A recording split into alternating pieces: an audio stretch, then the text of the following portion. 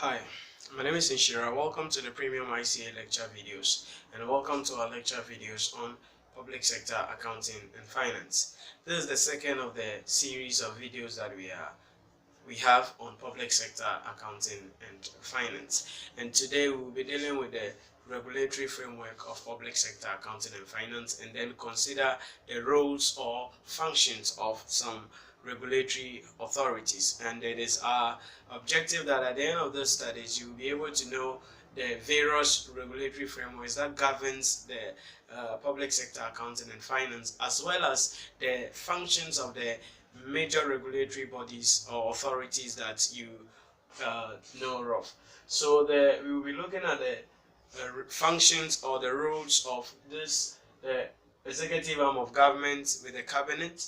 We'll be looking at the functions of parliament. We will consider the functions of the Controller and Accountant General, the Auditor General, the Ministry or the Minister of Finance and Economic Planning. They will also conclude on finding the functions or discussing the functions of the head of departments in public sector accounting. So these are what we will be covering under this topic and in this video in relation to the regulatory framework of public sector accounting and finance. Now, someone may ask, what is a regulatory framework? The regulatory framework refers to the regulations and acts as well as directives and circulars about managing public resources or funds. So when we're talking about the regulatory frameworks, we are talking about the regulations, the acts, the directives that governs the management of public funds or public resources. So what are the laws, what are the directives, and who gives those laws, those directives as to how finances or public finance needs to be managed. So that is what we refer to as the regulatory framework. Now, in public sector accounting and finance, there are a lot of regulatory frameworks that you have to be aware of. The examiner can simply ask you to list some of the regulatory frameworks that are used in public sector accounting and finance. So let me just go through some of them with you here in our book. The first one is the 1992 Constitution. Yes, that is the supreme law of the land. All other laws must proceed from the 1992 Constitution. So that is the fundamental law of governing the public sector accounting and finance. From there, we also look at the Financial Administration Act 2003, Act 654. We will also look at the Financial Administration Regulation 2004, LI 1802.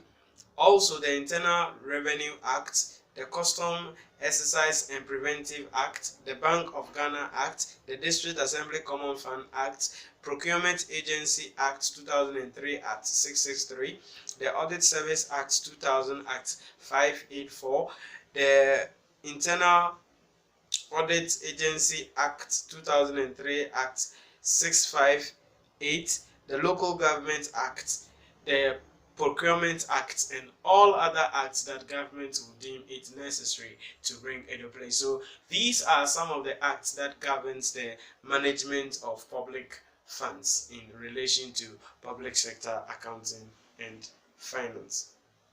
Now, after looking at the acts, which are the main thing that we are going to be looking at throughout the syllabus in relation to public sector accounting and finance, let's consider the functions of the roles of some regulatory authorities. As I have said earlier, these major individuals or bodies or authorities play a key role, and I call them the key players in the public sector financial accounting, or what we call public financial management. It means that these key individuals play a major role in managing the economy or managing the country.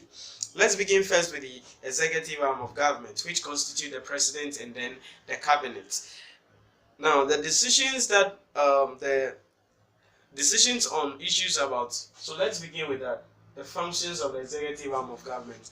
Now, decisions about government policies, the economic landscape, budgeting, all these decisions in relation to the economic policy, the various projects that governments want to undertake, is taken by the president with the cabinet, and at the executive arm of government, there are other subcommittees that you can find there. We have the finance committee there, which supports the president in relation to making decisions about the financial state of the country. We have economic committee that takes care of whatever economic policies that the government wants to make, and other various bodies in the executive arm of government. However, every decision that the executive arm of government must be subject to approval by the legislative arm of government, which is the parliament. So all decisions about government policies, government decisions, raising taxes,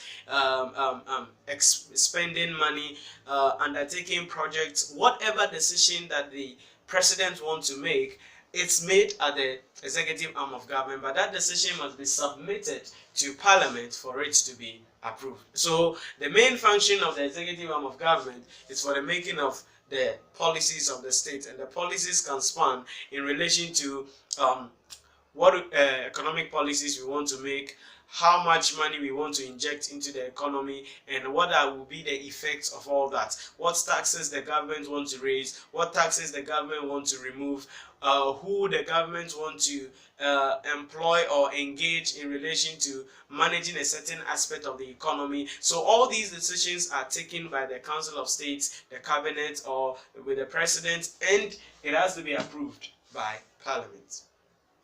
Now then, what are the functions of parliament? Now, parliament exercise its function through or by doing three things: appropriation, audit control, and the Public Accounts Committee. Now, no tax must be levied or expenditure incurred without the approval of Parliament. So that is what the 1992 Constitution of the Republic of Ghana directs. So no tax must be levied or expenditure incurred unless it is approved by Parliament. As such, Parliament uses three various mechanisms in relation to managing the public finance or managing public resources. The first one is what? Appropriation. Before Parliament approves the utilization of public funds, it follows certain basic rules of financial control. Namely, the Parliament follows a certain basic rules in relation to appropriation. So the first one, among them include the following: appropriate budget authority, appropriate budget period, appropriate budget classification, appropriate budget reallocations approved by the Ministry of Finance, value for money, payments are for purposes for which they are intended, documents supporting expenditure are valid and appropriate, relevant rules and regulations pertaining to the expenditure is adhered to, expenditure will be subject to internal and external audit scrutiny. So these are the appropriation techniques that Parliament uses. So before Parliament agrees that an expenditure should be incurred, Parliament must look at it. Is it within the budget for this year? Alright, if it is within the budget of this year, has it been approved by the ministry or the Minister of Finance and Economic Planning? Do we achieve, or are we going to achieve value for money for undertaking that project? Very, very important, because in public sector accounting, whatever government does, what the government wants to achieve is value for money. Are we getting the thing at the least cost economy? Are we going to get the best results? Are we going to get the best outcome, efficiency, and then effectiveness? So are we achieving value for money? Then the next thing that Parliament also consider is the rules and regulations pertaining to the expenditure. Have they been adhered to? Have they been followed? So these are the various questions that the Parliament asks anytime there is an issue before them. Anytime the government wants to raise an expenditure, anytime the government wants to levy taxes, government or Parliament asks these questions, and they use it as a mechanism to be able to control public financial management. Now, after the appropriation, the next thing Parliament does is called audit control. The 1992 Constitution enjoins Parliament to approve the appointment of an Auditor General who audits all the accounts of the public. In other words, the Controller and Accountant General prepares the financial statements for the state or for the whole country, and that financial statement is subject to an audit, and that audit must be audited by the Auditor General. So the Auditor General performs his job gives an oversight idea, and issues an audit report. Now, when the audit reports are issued by the Auditor General, that is what we call audit control. What the Auditor General wants to look at is where the principles governing the expenditure adhered to. What does that mean? It means that where the expenditure incurred the way they were supposed to be incurred, was value for money achieved, were there any fraud, embezzlement, were there any errors and misstatement in the accounts. So the Auditor General issues an audit report, attach it to the public financial statement prepared by the Auditor General, and then send it to Parliament. After that, Parliament debates on the financial statement and the audit report sent by the Auditor General. However, one limitation of the Auditor General is that the Auditor General is not empowered by law to query or bring into query anybody that he finds wanting, who may be found wanting as he carries out his audit work. As such, Parliament, after debating on the financial statement, submits the accounts with the audit report to another committee in the Parliament called the Public Accounts Committee. So the Public Accounts Committee is in Parliament, and they further look into the financial statement of the state and the auditor report that was brought, so that the Public Accounts Committee will have they are empowered by law to bring before the committee anybody that is found wanting to be queried and answer questions that may pertain to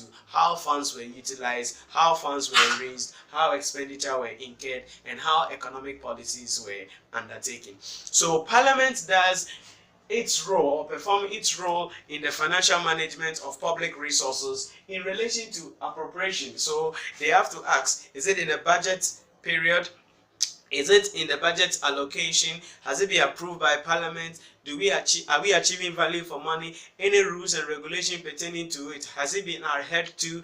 Is it going to be any document supporting whatever we are about to do, whatever expenditure we are supposed to incur? Are they valid documents? After that, then second thing, audit control. They are going to approve the Auditor General to be able to audit all the accounts. So the accounts of the public universities, public institutions, any institution that gets money from the government has to be audited by the Auditor General. After that, the Auditor General issues an audit report and submits that with the accounts of the state to Parliament. Parliament then debates on the report of the Auditor General and the accounts as a whole, and then they submit it to the Public Accounts Committee, who further look into it and then bring before it any individual, heads of departments or minister or any individual at all who may be found to be queried on certain issues. So the executive arm of government makes policies about the entire state of affairs in the country. However, that decision they make is subject to approval by Parliament. Parliament also exercises its duty in three things: appropriation, audit control, and Public Accounts Committee. The third thing we want to look at is the Controller Accountant General. But before we look at that, there has been an argument that Parliament has not done well over the years. Parliament has not done well over the years in relation to executing its duties, its legal duty as using the appropriation, using the audit control and the Public Accounts Committee to bring sanity in public financial management. There is an argument about that. So let's discuss briefly the issues in relation to why Parliament has not been able to carry out its legal financial management responsibility. So we will discuss about a couple of them. One, political stance of parliamentarians supporting their parties. That's the first reason, because mind you, parliamentarians get into parliament through votes with a political party. So their government is in power and they have brought a policy. So maybe the policy may not help the people,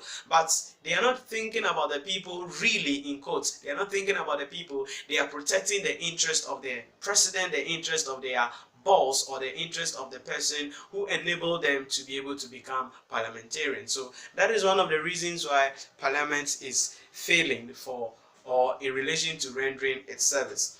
Two, lack of resources to operate efficiently. Yes, Parliament has been seen not to have the resources that they need in relation to operate very well, because it requires a lot of resources, a lot of time, a lot of money, a lot of expenses to be incurred to undertake all of these responsibilities. 3.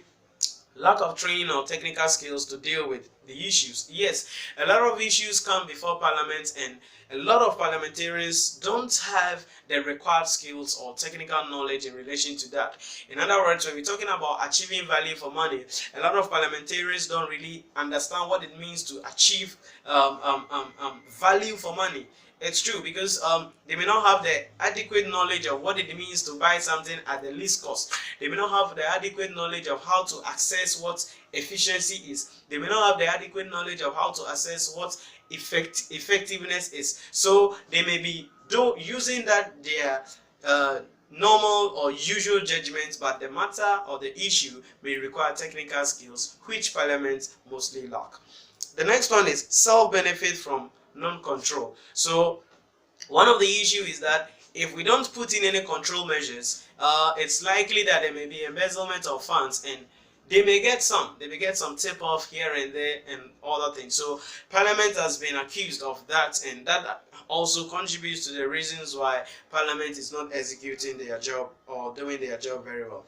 The next one is late submission of the Auditor General's report to Parliament. Yes, sometimes what happens is that the auditor, the Controller Accountant General finish preparing the national accounts or the accounts of the nation somewhere in, for example, March, April, May, thereabouts, and that account is now given to the Auditor General.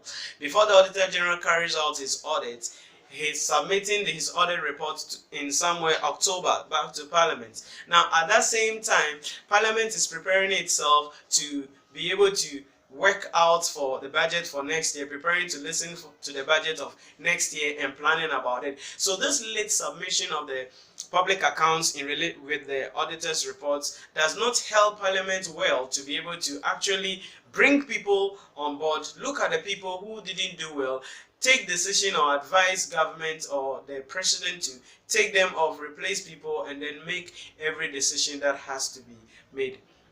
Ministers doubling as parliamentarians. That is also one of the reasons, because there are a lot of ministers who are doubling as parliamentarians. So, for example, we can talk about Mrs. or Madam Ajiwa Safo, who is doubling as the Minister for Procurement at the presidency, and also currently at the presidency, and also is the member of parliament for Dome Kwabenya. She is also being the deputy majority leader in parliament. So you can see that she has a lot of roles to play. So if such a person may not get time always to be in parliament, because as the head of the Public Procurement Authority, there may be meetings she has to attend, there may be policies she has to be working on, and this same person has to be in parliament to take part in decisions making. So ministers doubling as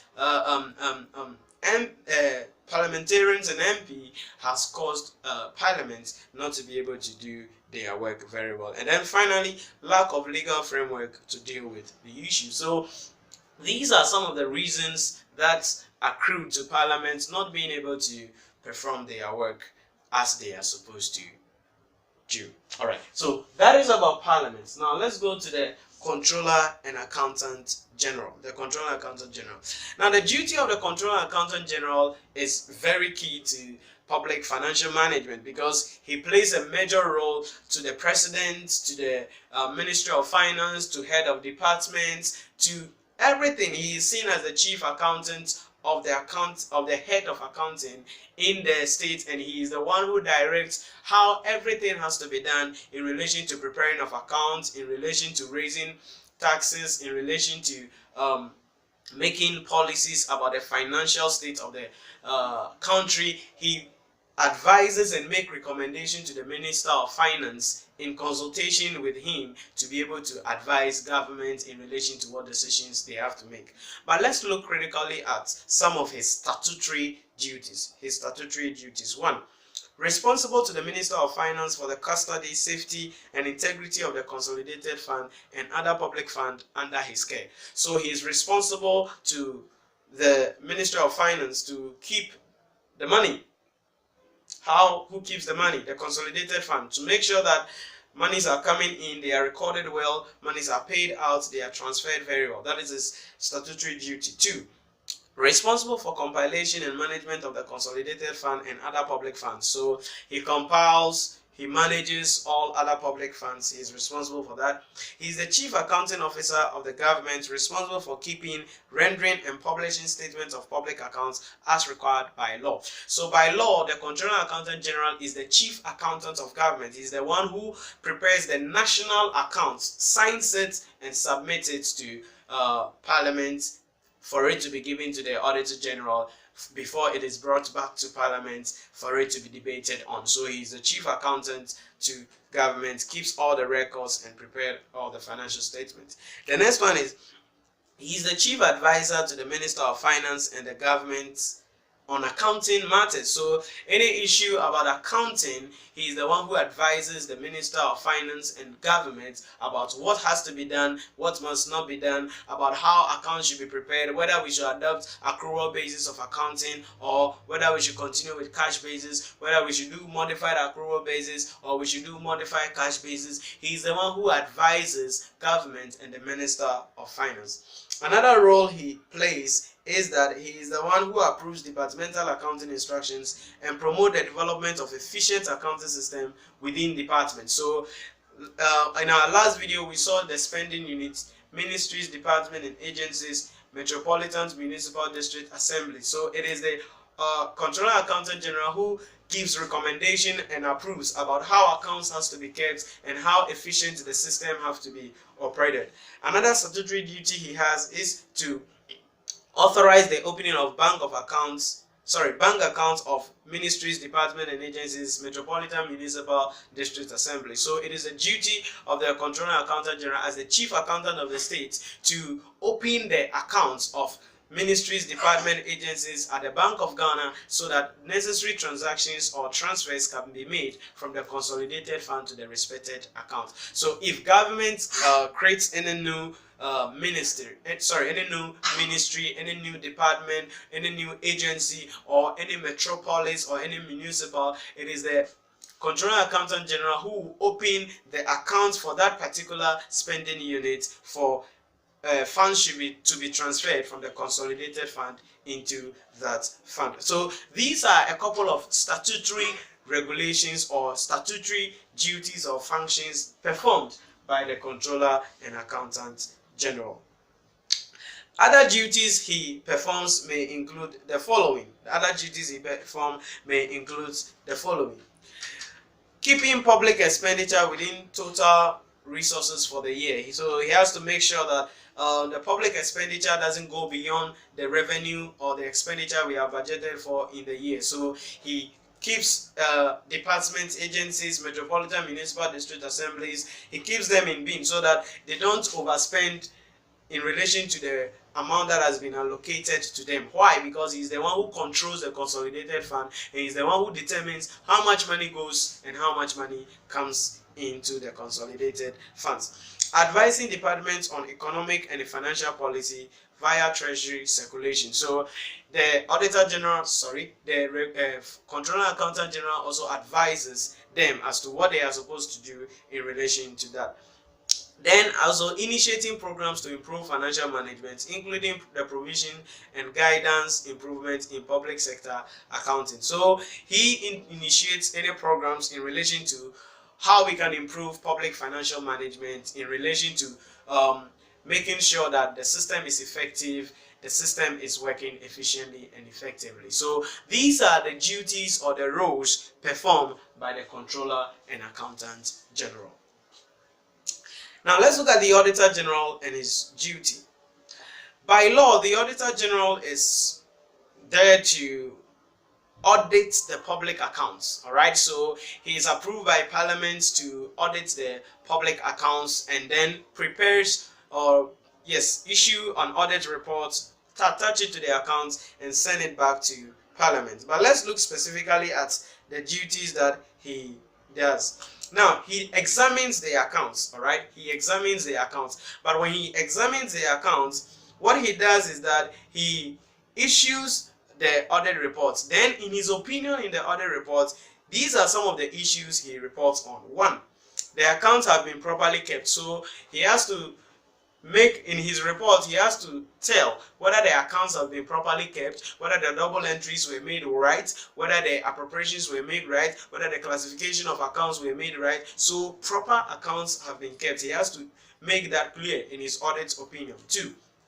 All public monies have been fully accounted for, and rules and procedures applicable are sufficient to secure effective check on the assessment, collection, and proper allocation of the revenue. So he has to make sure that, all right, so whatever amount of money that we were supposed to receive have been received, and whatever rules, regulations, principles, directives governing any expenditure or any revenue has been followed. Because you see, Parliament has issued an appropriation, so he has to make sure that, all right, that appropriation that was issued was being followed and the expenditure was incurred the way it has to be incurred.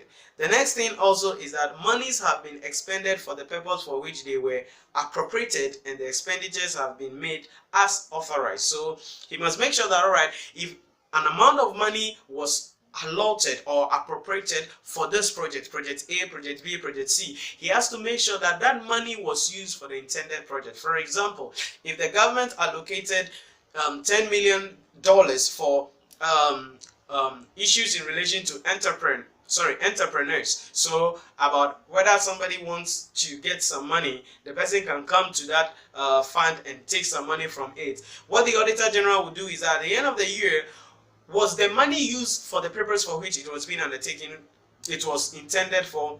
Or let's say, for example, the government allotted some money, that about maybe $1 million, that it should be used to control malaria, it should be used to control pests and diseases on cocoa farms. The auditor in his audit reports must audit the accounts and tell us whether the monies were used for the purpose for which they were intended. The next one is essential records are maintained and the rules and procedures applied are sufficient to safeguard and control public property. So he has to make sure that all the essential records are made in relation to how expenditure was incurred. And finally, programs and activities have been taken with due regards to economy, efficiency, and effectiveness. So at the end of the day, all activities undertaken, we want to achieve value for money. You realize that we said that the objective of public sector organizations is not to make profits like the private sector, but is to maximize is to maximize the welfare of the citizens. So if it is to maximize the welfare of the citizens, then we have to achieve value for money.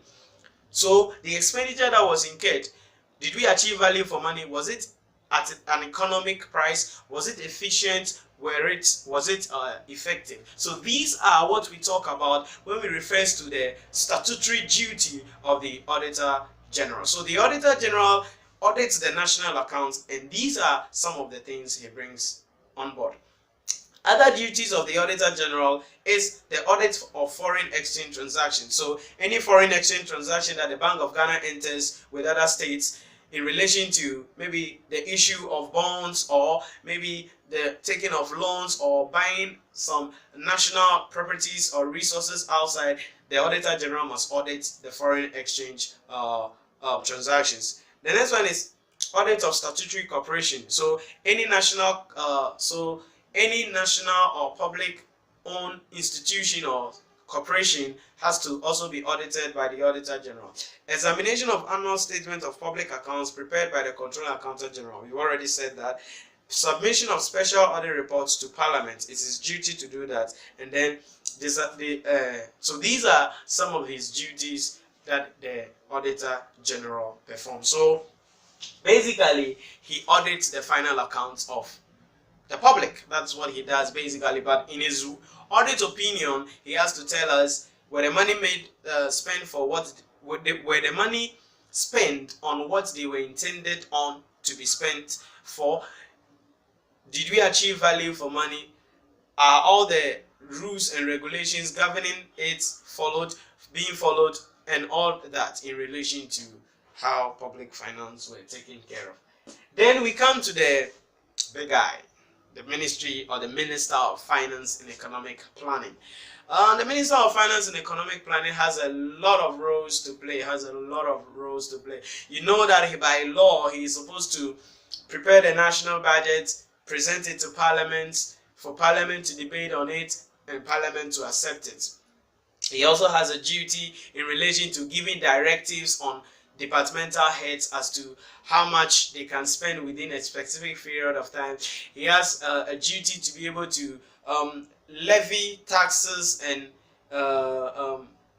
issues about taxes and take advice in relation to that, but that has to be approved by Parliament. He has a duty to advise government on the economic policy in relation to the state, just as how the Controller Accountant General does. But let's look deeply at the roles of the Minister of Finance and Economic Planning. 1. Develops and implements the macroeconomic and fiscal framework for the country. So he has to develop the macroeconomic and fiscal framework every year. That is the annual budget of that. Supervises and monitor the finances of the country. So he has to supervise and monitor the finance of the country to see, do we have enough funds available? How do we get enough money into the country? How do we raise more tax? How do we spend the money? So he has to make sure that all the resources of finances is available.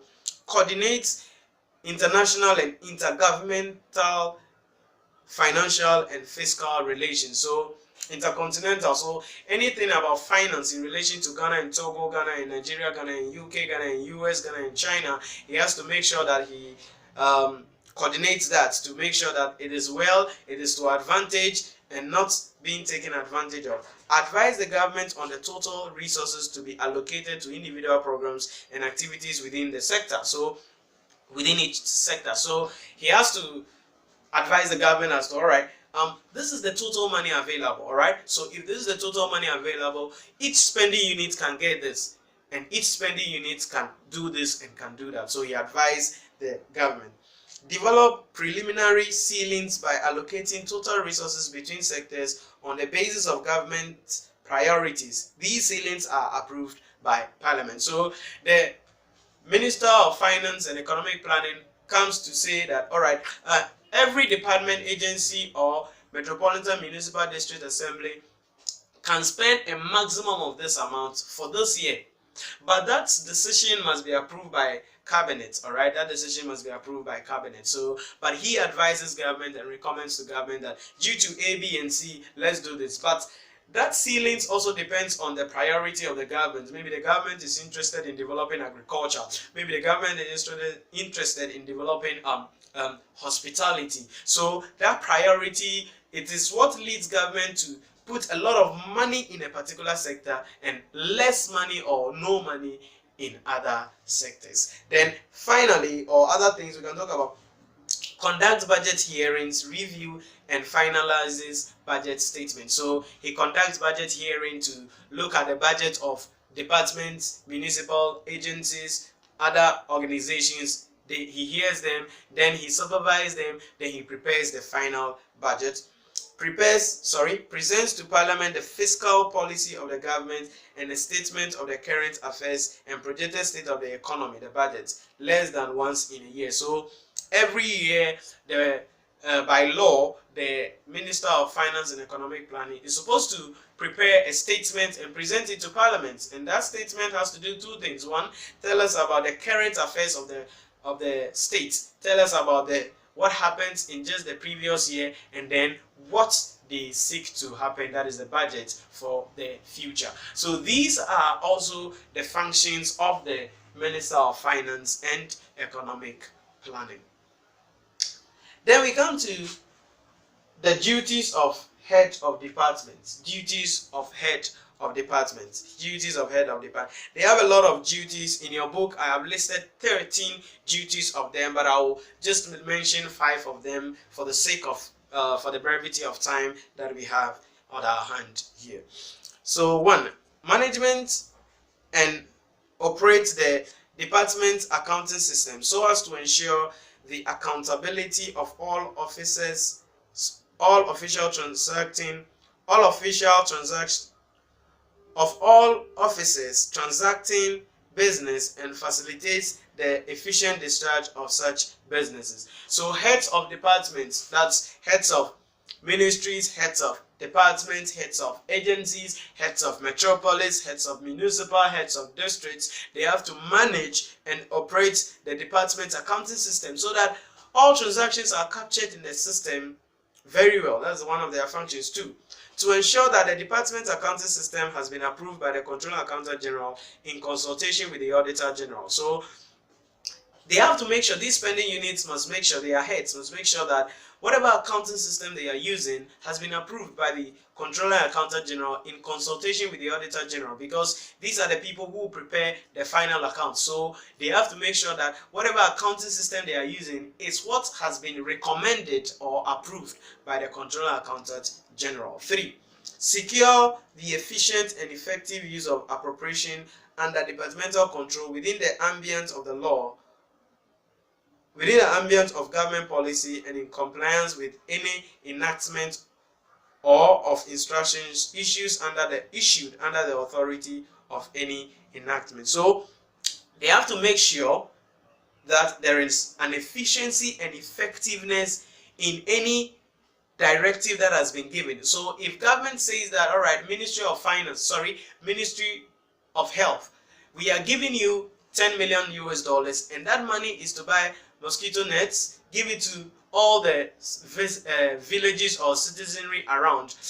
The Minister of Health must make sure that that money was spent for the purpose for which it was intended to. So they must make sure that there was an effective and efficient, the laws, regulations, directive attached to every amount of money has been followed. Also, secure the due and proper collection of government revenue.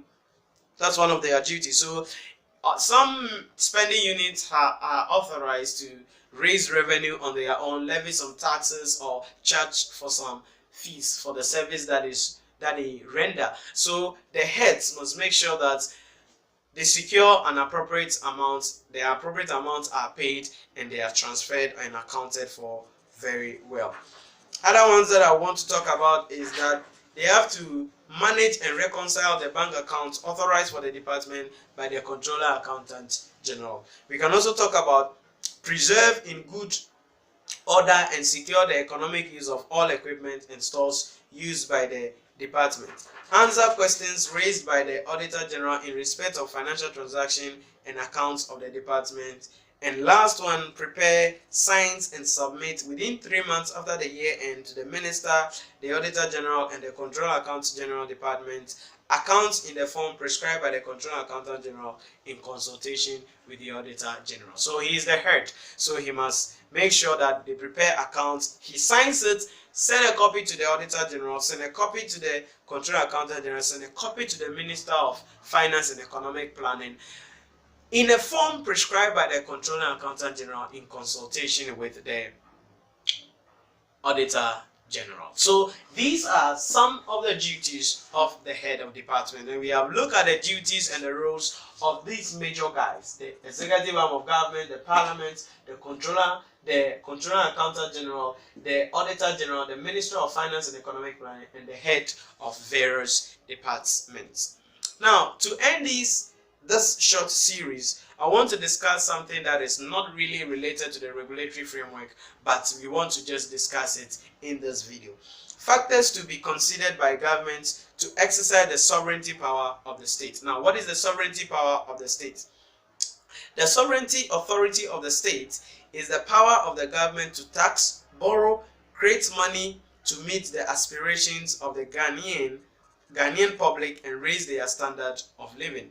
So when we say sovereignty power, we are talking about the authority that government has to raise money, make money, create environments, and raise the standard of living of the state. Now, what are the factors that government follows in relation to exercising this power, or what motivates the government to issue taxes, raise money, and raises the standard of living of the people? 4 factors. 1, objective of the state, that is the vision of the government. 2, fiscal policy, taxation, government spending. 3, monetary policies like inflation, money supply, interest rates. And then 4, estimates, that is costing of activities. So these are the 4 factors that affect how government makes any decision, raises tax or others. So the objective of the state, what is the long-term objective of the state? 10 years from now, where do we want to see the state? 2 years from now, where do we want to see the state? 4 years from now, where do we want to see the country? What should be the standard of living of the country? What facilities should we have? The current government, led by His Excellency the President of the Republic of Ghana, Nana Addo Dankwa Akufo-Addo, has the vision, with his party has the vision of creating a vibrant economy for the state by bringing in one district, one factory, bringing in trade investments, raising employment of people or providing job for people, partnering with private entities, bringing in China to be able to come and mine our bauxite and creating rail lines and other things. So the government in the long term is looking at how they are going to build the state and then raise the standard of living of the people. Another thing is about the fight against galamsey recently going on in relation to how the government and the president himself has put his presidency on the line in the next 4 years, that it doesn't matter. He just wants to make sure that the environment is restored and things are in order, and they are fighting against galamsey. So the objective of the state, the vision of the government, determines the policies that they make, and that is what we refer to as the sovereignty power of the government. Then the fiscal policy. What taxes does the government want to raise? How much does the government want to spend? All these help the government to be able to look at what it wants to undertake. And then the monetary policy, that is, what should be the inflation rate? How much money should be available in the economy? Now, economics have argued that if the money has to be available within or with respect to the activities that are in the economy, and they argue that to be about 4 to 5%. What does it mean? It means that if the money is more than the activity required in the state, or that is going on in the state, that will lead to inflation in the state. It means more money will be chasing few goods. Also, if there is few activities, or there is more activities but less money available in the state, it means that there is going to be a recession. So things will not be doing well. There will be deflation. The economy will be bad in relation to that. So government's objective to look at the way to bring that to par, so that there is no more money leading to inflation, there is no more less money leading to deflation or recession in the economy, but there is an equilibrium so that the state is moving at a certain pace.